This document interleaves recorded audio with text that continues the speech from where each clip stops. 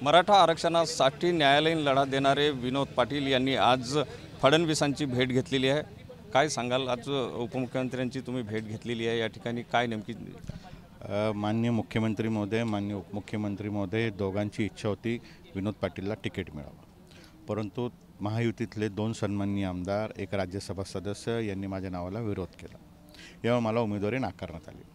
प्रश्न असा आहे, उमेदवारी जाहीर झालेली आहे, जनतेचं काय मत आहे हे सगळं समजून घेतलं पाहिजे आणि माझा पुन्हा एकदा विचार झाला पाहिजे आणि मी माझी भूमिका सांगण्यासाठी आलो आहे की मी 100% निवडणूक लढणार आहे।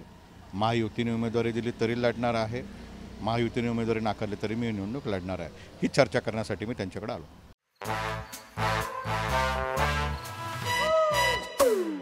Come, come, my love, please don't say no, baby. Come, my love.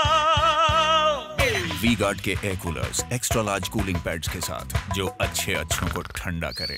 V-Guard air coolers, long lasting cooling. तिथे उमेदवार जाहीर केलेला आहे, संदीपन भुमरे यांचं नाव तिथे आहे, मग तरी तुम्ही महायुतीतून उमेदवारी मागताय, कारण काय यामागचं? हे बघा, इलेक्टिव्ह मेरिट्सवर मी निवडणूक लढू इच्छितो आणि मला पूर्ण भरोसा होता की माननीय मुख्यमंत्री महोदय, माननीय उपमुख्यमंत्री महोदय मला उमेदवार म्हणून जाहीर करतील, परंतु त्यांच्यावर जो दबाव आहे, त्यांची जी अडचण आहे, ती अडचण देखील मला लक्षात आलेली आहे। परत एकदा मी जिल्ह्याची मांडणी करण्यासाठी आलो, जिल्ह्याच्या लोकसभा क्षेत्राची चर्चा करण्यासाठी आलो।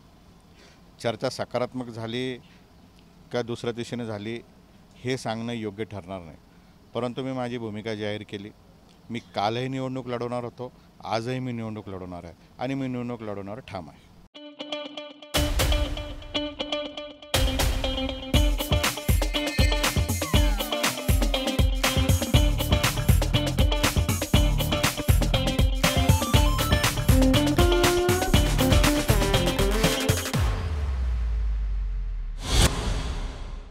तुम्ही मराठा आरक्षणाचा लढा लढलेला आहे, मराठा युवक तुमच्या पाठीमागे मोठ्या प्रमाणात आहे, त्या मुद्द्याला धरून तुम्ही? नाही, मराठा समाज म्हणून मला ही निवडणूक लढवायची नाही। 18 पगड जाती, छत्रपती शिवाजी महाराजांची शिकवण आम्हाला आहे, निवडणूक आणि जातीचा काही संबंध नसतो। मी एक युवक म्हणून माझ्याकडे विकासाचं विजन आहे, मला जिल्ह्यातले प्रश्न कळलेले आहे, यासाठी मला निवडणूक लढवायची। आज जे प्रमुख 3 उमेदवार रिंगणात आहे, एक आमदार आणि खासदार राहिलेले आहे, एक 4 वेळेस खासदार राहिलेले आहे, एक 4 वेळेस विधानसभा सदस्य राहिलेले, मंत्री राहिलेले। मग माझ्यासारख्याचा आणि जिल्ह्यातल्या तरुणांचा प्रश्न असा आहे की यांनी आजपर्यंत काय केलं? नैराश्याचं वातावरण छत्रपती संभाजीनगरमध्ये तरुणांमध्ये आहे, ज्येष्ठ मंडळीमध्ये आहे। सगळ्यांचा आग्रह आहे मी निवडणूक लढली पाहिजे। हीच भूमिका मी स्पष्ट करण्यासाठी या ठिकाणी भेट घेतली की मी निवडणूक लढणार आहे।